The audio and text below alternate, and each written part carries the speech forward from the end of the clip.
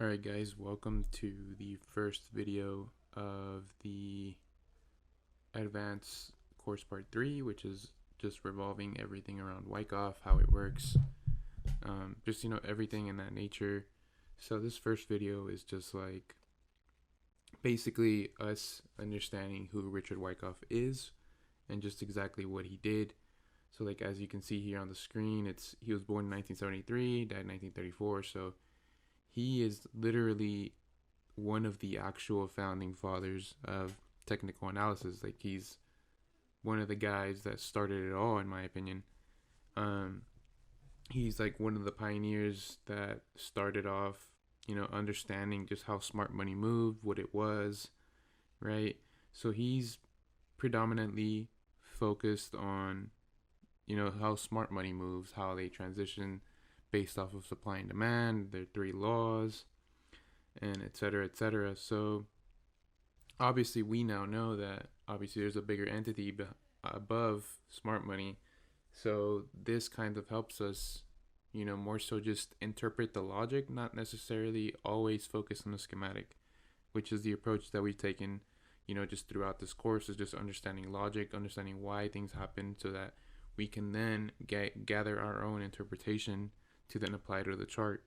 And so so Wyckoff was mentored by the owner of the New York Stock Exchange. He worked as a broker.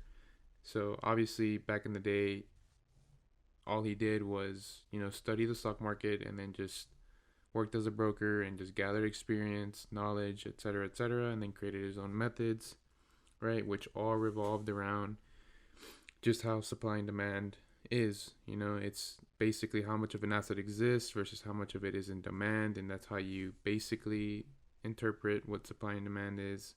But like I said, we're not here to discuss literally what he did, like all this stuff, et cetera, like how he said that he used to work with JP Morgan and et cetera, et cetera. This is more so just to understand, what he did and, what our job is from here.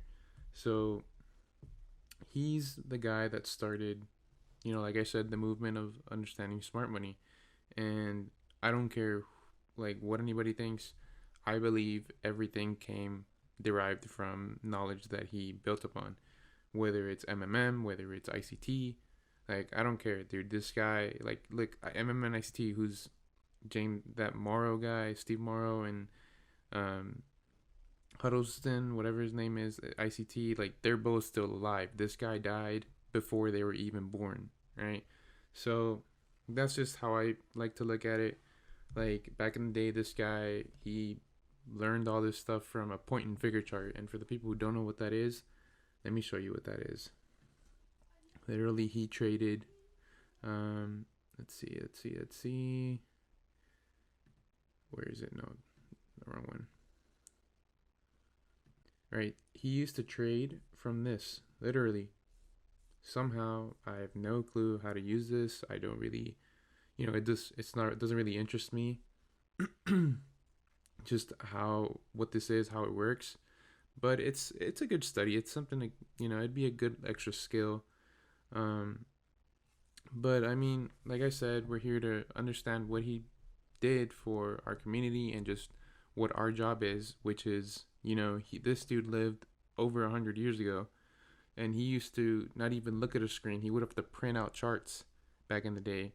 So in my opinion, we have a massive advantage in the point that we now have technology. We now have, for example, candlesticks, right? Which is, I feel, is a way better representation of price than a point and figure chart, just because this is where all of my time and efforts have been focused on, which is the candles, right? And so, all I plan to do with Wyckoff with you guys is obviously to go through the schematic, but it's more so to apply logic that we learned through examining Wyckoff.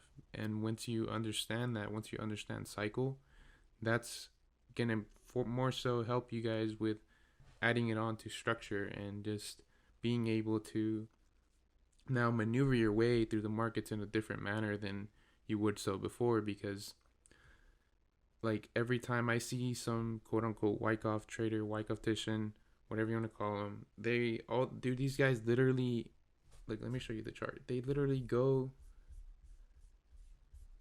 they download this image, they download these images, and they hang them up on a chart. I mean, they hang them up on their wall, or they put them as their phone screen wallpaper, and they're trying to like promote it. And I'm just like, dude, like what?